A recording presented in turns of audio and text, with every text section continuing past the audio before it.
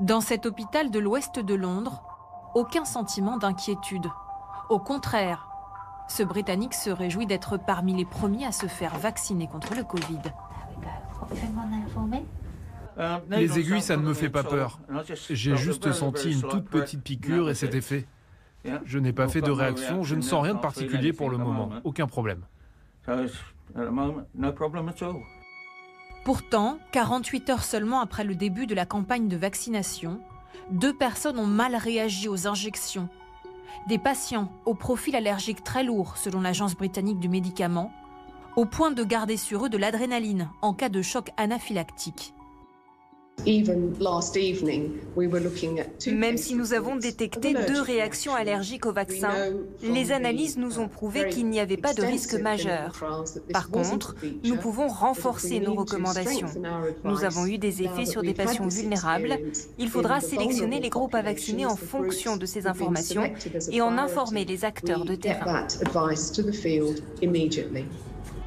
Les 2 patients vont mieux, mais les effets secondaires dont ils ont été victimes peuvent-ils alimenter le discours des anti-vaccins?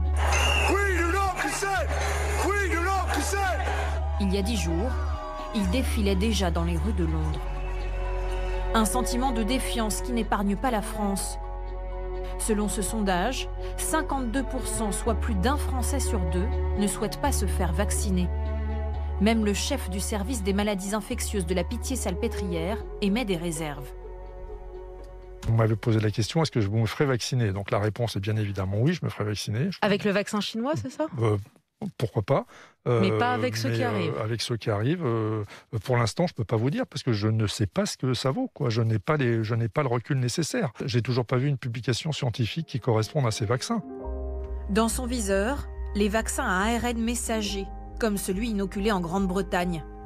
Une nouvelle technologie qui consiste à stimuler le corps avec une série d'instructions génétiques pour fabriquer les protéines spécifiques au coronavirus. Les 2 premières phases d'essai, menées sur 35 000 volontaires, étaient concluantes.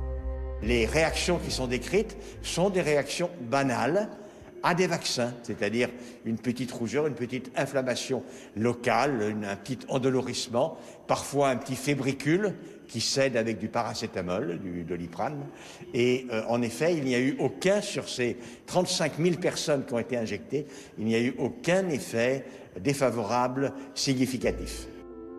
Une étude de 53 pages sur le vaccin du laboratoire Pfizer précise que 62% des personnes ont éprouvé de la fatigue après l'injection et que 55% ont souffert de maux de tête, là où le vaccin contre la grippe, par exemple, provoque 28% de céphalée. Pour certains médecins, ces effets secondaires signent l'activation du système inflammatoire, ce qui est bon signe, et les agences sanitaires joueront leur rôle de garde-fou. L'évaluation d'un dossier par une agence, c'est un phénomène extrêmement complexe, extrêmement rigoureux, et des dizaines d'experts de tous les domaines vont regarder des milliers de pages. Et je suis très heureux que l'agence européenne ait pris quelques jours de plus pour pouvoir en profondeur analyser ces dossiers. Je suis confiant, je pense que la sortie de la crise passe par le vaccin. Un autre vaccin, celui d'AstraZeneca, est pour l'instant le seul validé par une revue scientifique. Les vaccins à ARN messager de Pfizer et de Moderna, eux, ont préféré sauter cette étape. La responsabilité de leur mise sur le marché revient donc exclusivement aux agences de santé de chaque pays.